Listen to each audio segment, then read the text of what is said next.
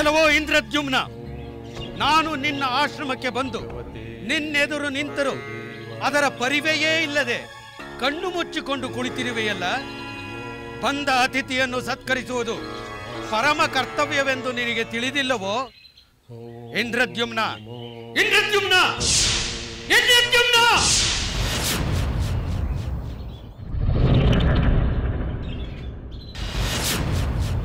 ಪೂಜ್ಯರೇ,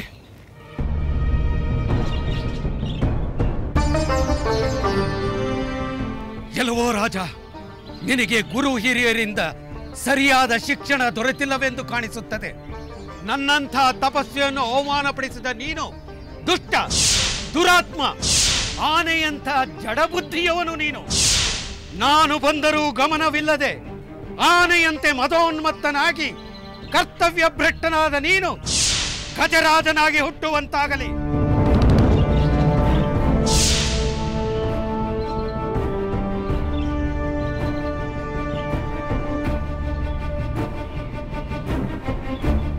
ಪೂಜ್ಯರೇ, ಅಗಸ್ತ್ಯ ಮಹಾಮುನಿಗಳೇ, ದಯಮಾಡಿ ನನ್ನ ಅಪರಾಧವನ್ನು ಮನ್ನಿಸಿ ಕರುಣೆ ತೋರಿ.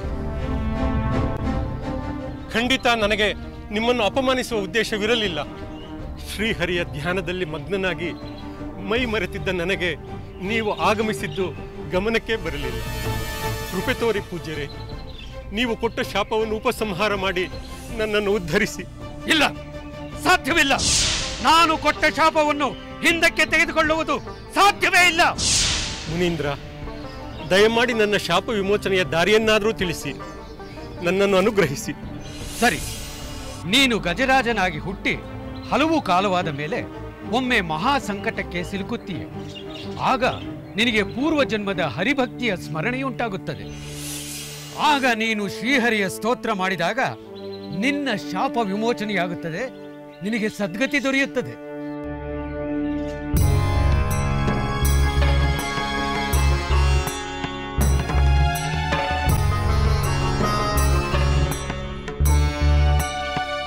ಶಿಷ್ಯರೇ, ಹೀಗೆ ಅಗಸ್ತ್ಯರ ಶಾಪದಿಂದ ಗಜರಾಜನಾಗಿ ಹುಟ್ಟಿದ ಇಂದ್ರದ್ಯುಮ್ನ ರಾಜ ಅಗಸ್ತ್ಯರು ಮೊದಲೇ ಸೂಚಿಸಿದ್ದಂತೆ ಸಂಕಷ್ಟಕ್ಕೆ ಸಿಲುಕಿದ.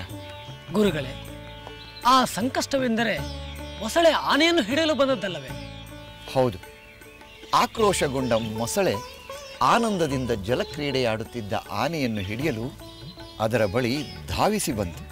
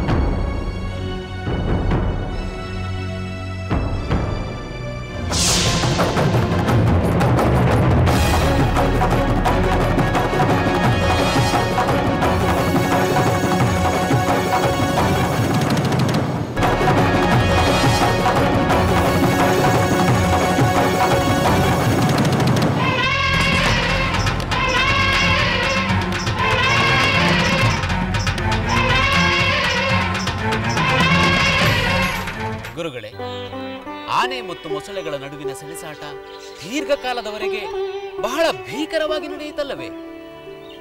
ಹೌದು, ಮೊಸಳೆಯೂ ಬಲಿಷ್ಠವಾಗಿತ್ತು, ಆನೆಯೂ ಬಲಿಷ್ಠವಾಗಿತ್ತು. ಆದರೆ ಕ್ರಮೇಣ ಆನೆಯ ಬಲಗುಂದತೊಡಗಿತು. ಸಹಜವಾಗಿ ಮೊಸಳೆ ನೀರಿನಲ್ಲಿ ವಾಸಿಸುವ ಪ್ರಾಣಿಯಾಗಿರುವುದರಿಂದ ಸಹಜವಾಗಿ ಅದಕ್ಕೆ ಹೆಚ್ಚು ಶಕ್ತಿ ಇರುತ್ತದೆ. ಅದು ಬಲಗುಂದಿದ ಆನೆಯನ್ನು ನೀರಿನಲ್ಲಿ ಎಳೆಯಲು ಪ್ರಯತ್ನಿಸಿತು. ಗುರುಗಳೇ, ಅಷ್ಟು ಶಕ್ತಿವಂತವಾದ ಆ ಮೊಸಳೆಯು ನಿಜವಾದ ಮೊಸಳೆ ಆಗಿರಲಾರದು. ಅದು ಕೂಡ ಯಾರಿಂದಲಾರು ಶಾಪ ಪಡೆದು ಮೊಸಳೆಯ ಜನ್ಮ ಪಡೆದಿರಬಹುದಲ್ಲವೇ? ನಿನ್ನ ಮಾತು ನಿಜ. ಅದು ಒಂದು ಶಾಪಗ್ರಸ್ತ ಜೀವಿಯೇ. ಅದು ಹಿಂದೆ ಸಜ್ಜನರಾದ ಮಹರ್ಷಿಯೊಬ್ಬರ ಬಗ್ಗೆ ಅನುಚಿತವಾಗಿ ವರ್ತಿಸಿದ್ದರಿಂದ ಮೊಸಳೆಯಾಗಿ ಜನ್ಮವೆತ್ತುವಂತಾಯಿತು.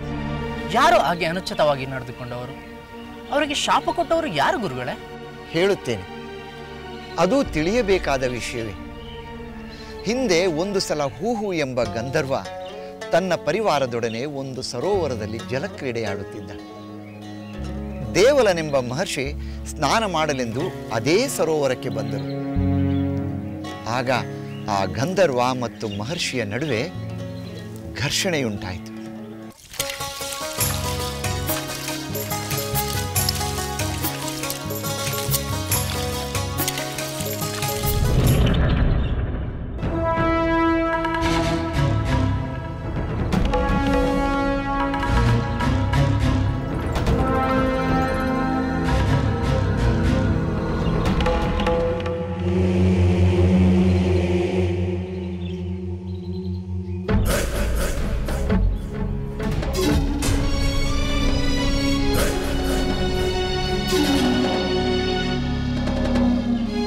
ಎಲೈ ಮಹರ್ಷಿ, ನಿಲ್ಲು.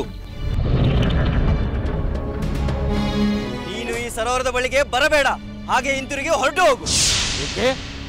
ನಾನೇಕೆ ಹೋಗಬೇಕು? ನಾನು ನಿತ್ಯವೂ ಸ್ನಾನ ಮಾಡಲು ಇಲ್ಲಿಗೆ ಬರುತ್ತೇನೆ.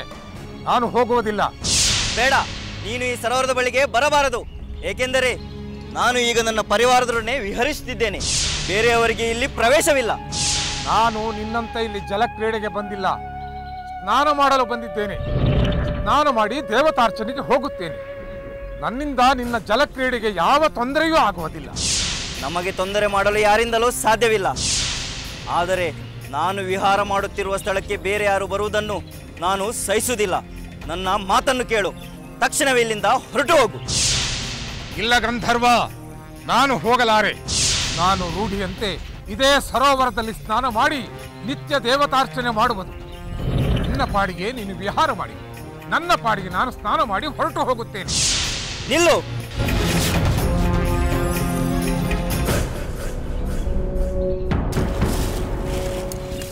ಎಲೇ ಮುನಿಯೇ, ನನ್ನ ಮಾತುಗಳು ನಿನಗೆ ಅರ್ಥವಾಗುವುದಿಲ್ಲವೇ? ಬರಬೇಡ ಎಂದು ಅಷ್ಟು ಹೇಳುತ್ತಿದ್ದರು ಕೇಳದೆ ಬರುತ್ತಿರುವೆ ಅಲ್ಲ. ನಾನು ಈ ಸರೋವರಕ್ಕೆ ಏಕೆ ಬಂದಿದ್ದೇನೆಂದು ಬಿಡಿಸಿ ಬಿಡಿಸಿ ಹೇಳಿದರು ನೀನು ಅರ್ಥ ಮಾಡಿಕೊಳ್ಳದೆ ನನ್ನನ್ನು ತಡೆಯುತ್ತಿರುವೆಯಲ್ಲ. ಹೌದು, ತಡೆಯುತ್ತೇನೆ. ನನಗೆ ಇಷ್ಟವಿಲ್ಲದ ಕಾರ್ಯವನ್ನು ಯಾರೇ ಮಾಡಲು ಮುಂದಾದರೂ ನಾನು ಅವರನ್ನು ತಡೆಯುತ್ತೇನೆ. ನಾನು ಅಷ್ಟೇ. ನಾನು ನನ್ನ ಇಷ್ಟದಂತೆ ಮಾಡುವ ಕಾರ್ಯವನ್ನು ಯಾರು ತಡೆದರೂ ನಾನು ಸಹಿಸುವುದಿಲ್ಲ. ಎಲೇ ಮುನಿಯೇ, ನಿನಗೆ ಕಿವಿ ಕೇಳುವುದಿಲ್ಲವೇ? ಬೇಡವೆಂದರೂ ನೀರಿನ ಬಳಿ ಹೋಗುತ್ತಿರುವೆಯಾ? ನಾನು ನಿನಗೆ ಏನು ಮಾಡುತ್ತೇನೆ ನೋಡು.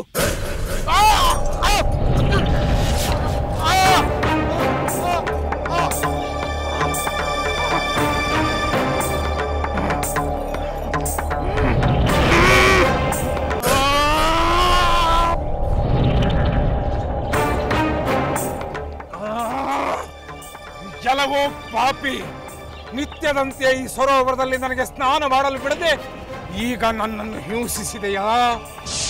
ದುಷ್ಟ, ಜಲಕ್ರೀಡೆಯ ನೆಪದಲ್ಲಿ ನನ್ನನ್ನು ಹಿಂಸಿಸಿದ ನೀನು ಪರಪೀಡನೆ ಮಾಡುವ ಮೊಸಳೆಯಾಗಿ ಸದಾ ಈ ನೀರಿನಲ್ಲೇ ಜೀವಿಸು.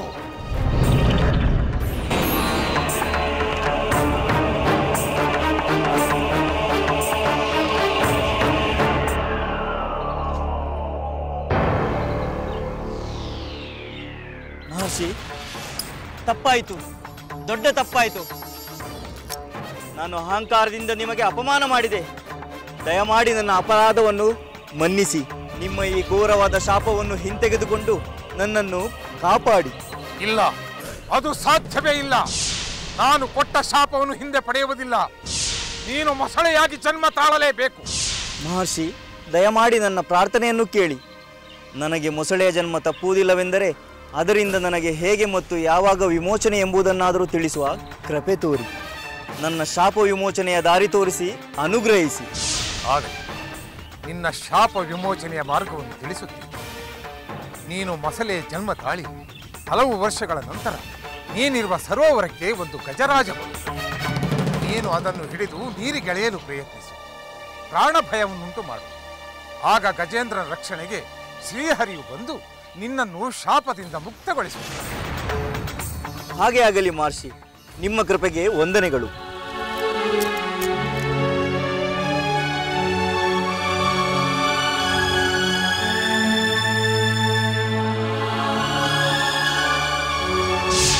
ಶಿಷ್ಯರೇ, ನೀವು ಊಹೆ ಮಾಡಿದಂತೆ ಹೂಹು ಎಂಬ ಗಂಧರ್ವ ದೇವಲ ಋಷಿಯ ಶಾಪದಿಂದ ಮೊಸಳೆಯಾಗಿ ಜನ್ಮ ತಾಳಿದ್ದ.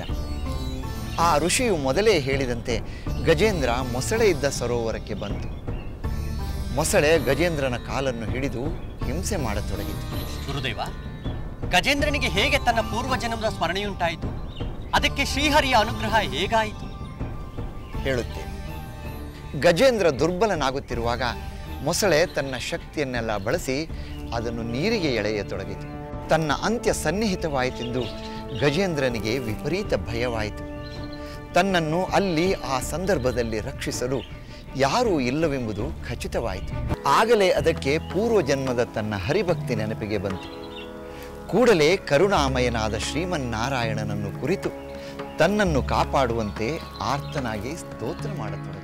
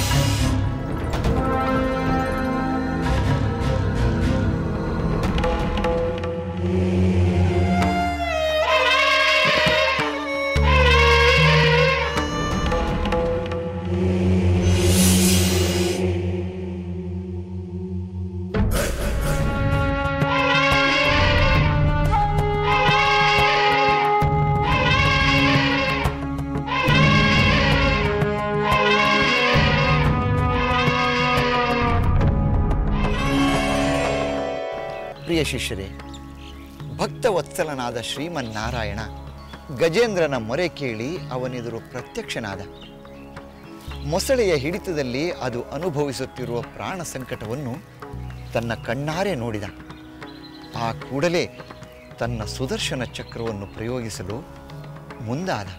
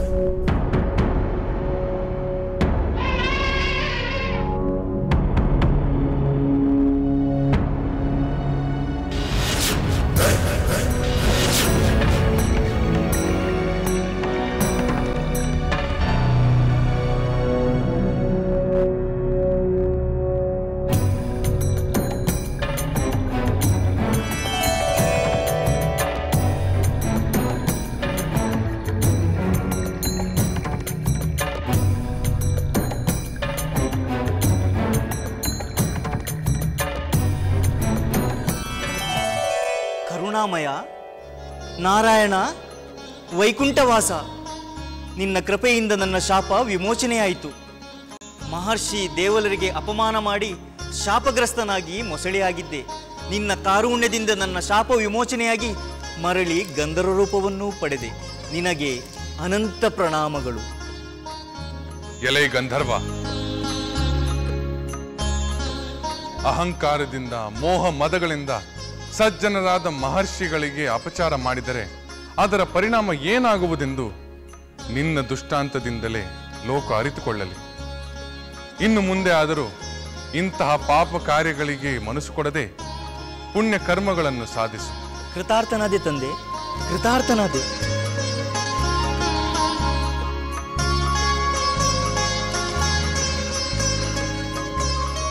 ಇಂದ್ರದ್ಯುಮ್ನ ರಾಜ, ಚಿಂತಿಸಬೇಡ.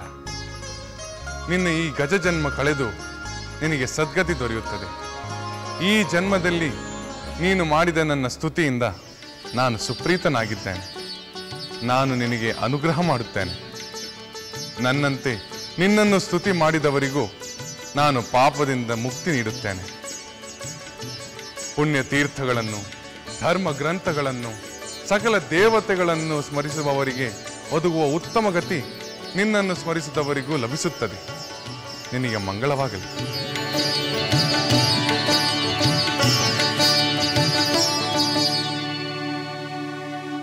ಪ್ರಿಯ ಶಿಷ್ಯರೇ, ಹೀಗೆ ಮಹಾವಿಷ್ಣು ಗಜೇಂದ್ರನಾಗಿದ್ದ ಇಂದ್ರದ್ಯುಮ್ನ ರಾಜನಿಗೂ ಮೊಸಳೆಯಾಗಿದ್ದ ಗಂಧರ್ವನಿಗೂ ಶಾಪ ವಿಮೋಚನೆ ಮಾಡಿ ಅವರಿಗೆ ಸದ್ಗತಿಯನ್ನು ಕರುಣಿಸಿದ.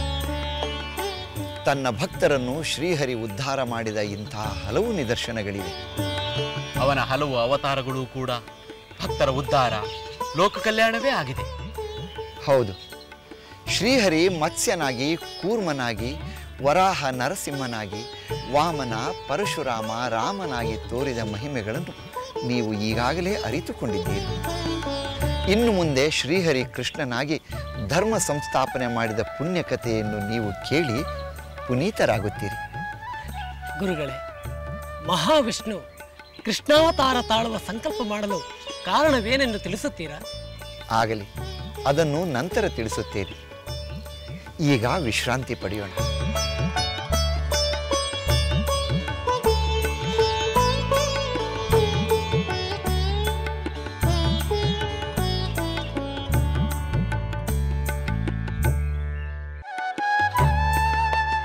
ಶಿಷ್ಯರೇ, 4 ಯುಗಗಳಲ್ಲೂ ಭೂದೇವಿ ನಿರಂತರವಾಗಿ ಜೀವಕೋಟಿಯನ್ನು ಸಲಹುತ್ತಿರುತ್ತಾಳೆ.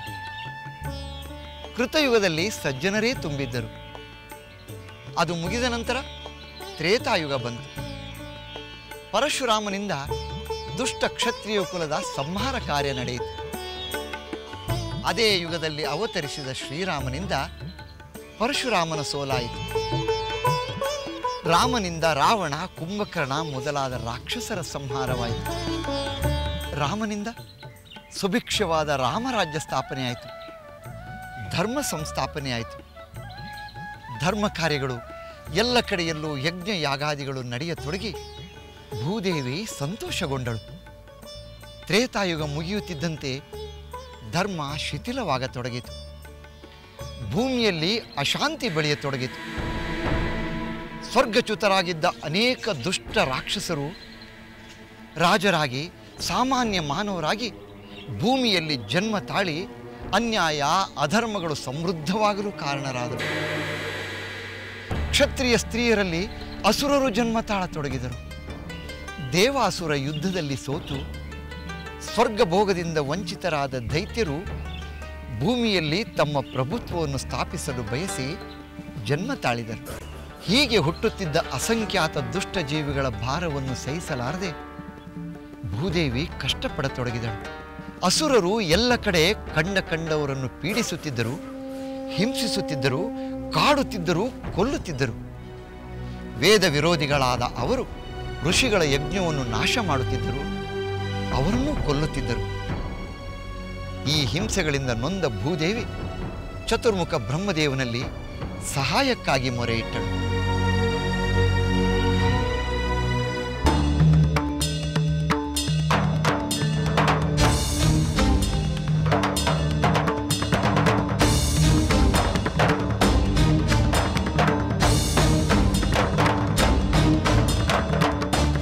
ಇಲ್ಲ ಇಲ್ಲ, ಸಹಿಸಲಾರೆ. ನನ್ನ ಮೇಲೆ ಜನಿಸುತ್ತಿರುವ ಈ ಅಸಂಖ್ಯಾತ ದುಷ್ಟರ ಭಾರವನ್ನು ನಾನು ಸಹಿಸಲಾರೆ.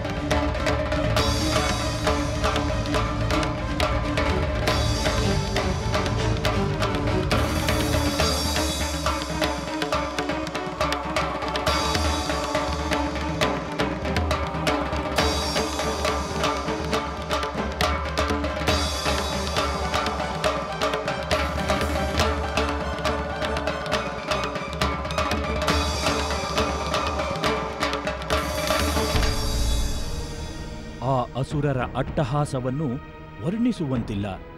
ಅವರು ಕಂಡವರನ್ನು ಹಿಂಸಿಸುತ್ತಿದ್ದರು. ಕೊಲೆ, ಅತ್ಯಾಚಾರ, ಅನಾಚಾರಗಳಿಗೆ ಕೊನೆಯೇ ಇರಲಿಲ್ಲ. ಯಜ್ಞ ಯಾಗಾದಿಗಳನ್ನು ಧ್ವಂಸ ಮಾಡಿ ಋಷಿ ಮುನಿಗಳನ್ನು ಪೀಡಿಸುತ್ತಿದ್ದರು. ಆ ಅಸುರರ ಹಿಂಸೆಯಿಂದ ನೊಂದು ಹೋದ ಭೂದೇವಿ ತಾಳಲಾರದೆ ಕಡೆಗೆ ಸೃಷ್ಟಿಕರ್ತನಾದ ಬ್ರಹ್ಮದೇವನಲ್ಲಿ ಮೊರೆಯಿಟ್ಟಳು.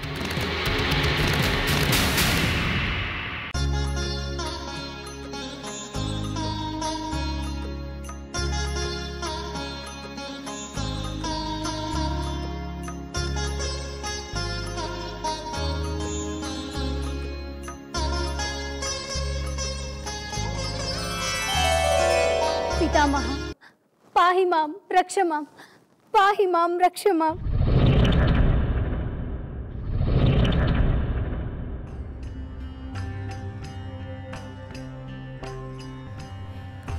रक्षिसन्ननु सृष्टिकर्तने, पालिसन्ननु ब्रह्मदेवने। रक्षिसन्ननु सृष्टिकर्तने, पालिसन्ननु ब्रह्मदेवने। दुर्णदानवर ಹೊತ್ತು ಬಳಲಿಸೋಲುತ್ತಿಹೆ ನಾನು। ದುರುಳದಾನವರ ಹೊತ್ತು ಬಳಲಿಸೋಲುತ್ತಿಹೆ ನಾನು। ಕೃಪೆ ಮಾಡ ಕರುಣಿಸಿ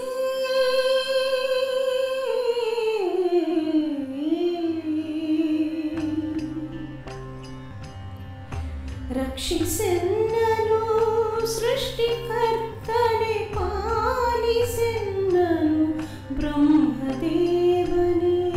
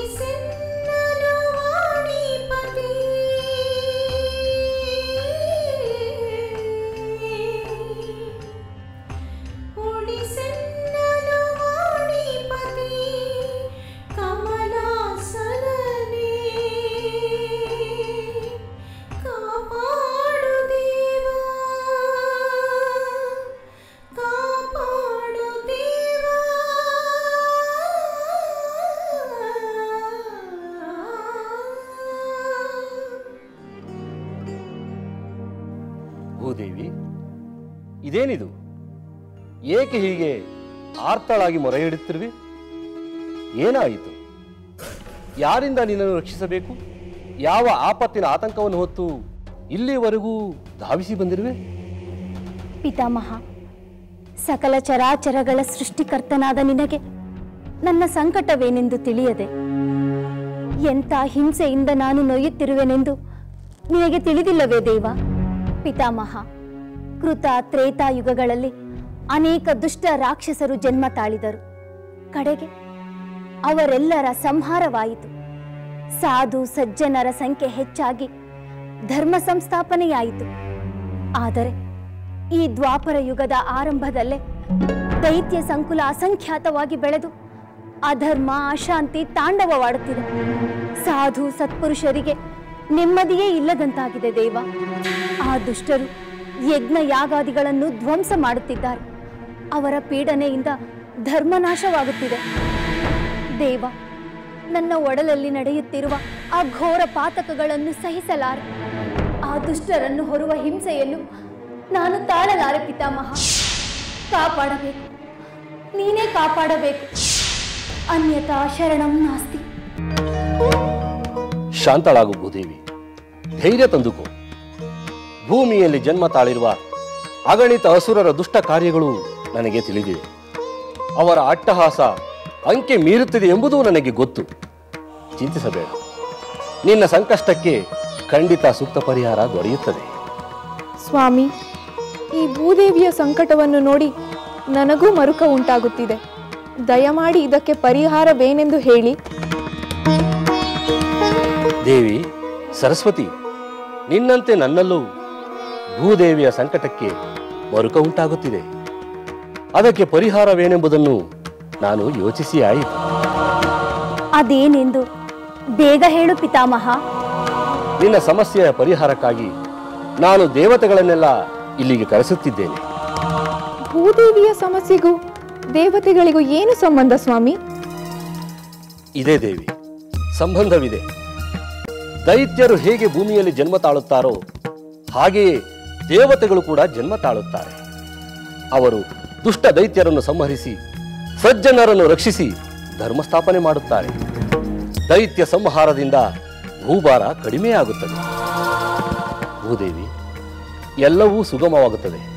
ನೀನು ನಿಶ್ಚಿಂತಳಾಗು. ಧನ್ಯೋಸ್ಮಿ ಪಿತಾಮಹ, ಧನ್ಯೋಸ್ಮಿ. ಬ್ರಹ್ಮವಾಕ್ಯವೆಂದರೆ ಅದೇ ವೇದವಾಕ್ಯ, ಅದೇ ಸತ್ಯವಾಕ್ಯ. ದೇವತೆಗಳ ಆಗಮನವನ್ನು ನಾನು ನಿರೀಕ್ಷಿಸುತ್ತೇನೆ. ಅಪ್ಪಣೆ ಕೊಡು ದೇವ.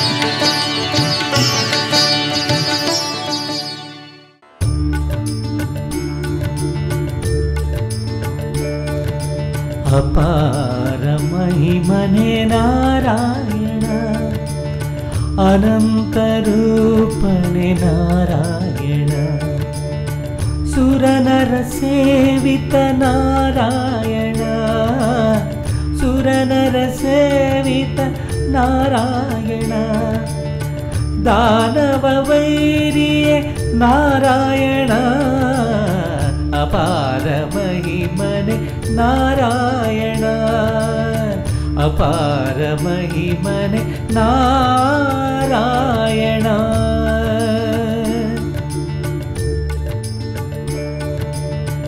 ಅಸುರರಳಿಸಿ ಧರ್ಮವನುಳಿಸಲು ಸುಜನರ ಪೊರೆದು ಸದ್ಗತಿ ನೀಡಲು ಯುಗ ಯುಗದಲ್ಲಿ ಅವತಾರ ತಾಳಿ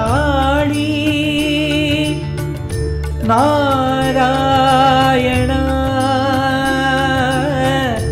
ನಾರಾಯಣ.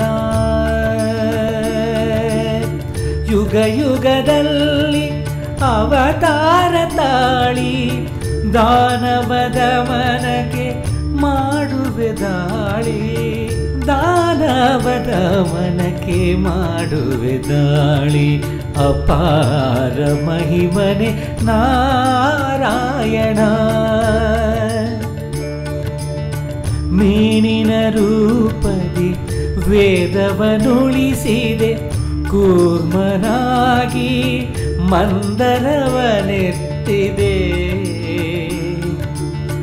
ನರಮೃಗ ರೂಪದಿ ಅಸುರರ ಅಳಿಸಿದೆ ಮಾನವ ರೂಪದಿ ದೈತ್ಯರ ಗೆಲಿದೆ ಮಾನವ ರೂಪದಿ ದೈತ್ಯರ ಗೆಲಿದೆ ಅಪಾರ ಮಹಿಮನೆ ನಾರಾಯಣ ಅನಂತ ರೂಪನೆ ನಾರಾಯಣ ಸುರನರ ಸೇವಿತ ನಾರಾಯಣ ಸುರನರ ಸೇವಿತ ನಾರಾಯಣ ದಾನವ ವೈರಿಯೇ ನಾರಾಯಣ ಅಪಾರ ಮಹಿಮನೆ ನಾರಾಯಣ ಅಪಾರ ಮಹಿಮನೆ ನಾರಾಯಣ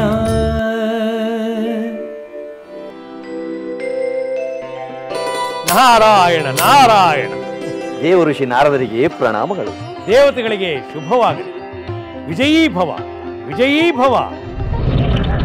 ನಾರದರೇ ಆಸೀನರಾಗಿ. ಇದೇನು ನಾರದರೇ, ಇಂದು ನಿಮ್ಮ ಅನುಗ್ರಹ ವಿಚಿತ್ರವಾಗಿದೆಯಲ್ಲ. ನಾವೀಗ ಯಾರ ಮೇಲೆ ವಿಜಯ ಸಾಧಿಸಬೇಕಾಗಿದೆ? ಇನ್ಯಾರ ಮೇಲೆ? ಅನುಗಾಲವು ನಿಮ್ಮನ್ನು ಕಾಡುವ ವೈರಿಗಳೆಂದರೆ ಅಸುರರಲ್ಲವೇ? ಅವರ ಮೇಲೆ ತಾನೇ ನೀವು ವಿಜಯ ಸಾಧಿಸಬೇಕು. ನಾರದರೇ, ಈಗ ನಮ್ಮನ್ನು ಕಾಡಲು ಯಾವ ಅಸುರರಿದ್ದಾರೆ? ರಾಮಾವತಾರದಲ್ಲಿ ಶ್ರೀಮನ್ನಾರಾಯಣನು ಎಲ್ಲಾ ಅಸುರರನ್ನು ಸಂಹರಿಸಿದನಲ್ಲ. ದೇವೇಂದ್ರ, ನೀವೆಲ್ಲ ಇನ್ನು ತ್ರೇತಾಯುಗದಲ್ಲಿ ಇರುವಿರಾ? ಒಂದು ಸಾರಿ ನಿಮ್ಮ ದಿವ್ಯ ದೃಷ್ಟಿಯನ್ನು ತೆರೆದು ನೋಡಿ. ರಾಮಾವತಾರದಲ್ಲಿ ಸಂಹಾರಗೊಂಡ ರಾಕ್ಷಸರೆಲ್ಲ ಮತ್ತೆ ಭೂಲೋಕದಲ್ಲಿ ಬೇರೆ ಬೇರೆ ವಿಧದಲ್ಲಿ ಜನ್ಮ ತಾಳಿ ಭೂಮಿಯಲ್ಲಿ ಅಲ್ಲೋಲ ಕಲ್ಲೋಲಗೊಳಿಸುತ್ತಿರುವುದನ್ನು ನೀವೇ ಕಾಣುವಿರಿ. ಹೌದೇನು? ಈಗಲೇ ನಮ್ಮ ದಿವ್ಯ ದೃಷ್ಟಿಯಿಂದ ನಾವು ನೋಡುತ್ತೇವೆ.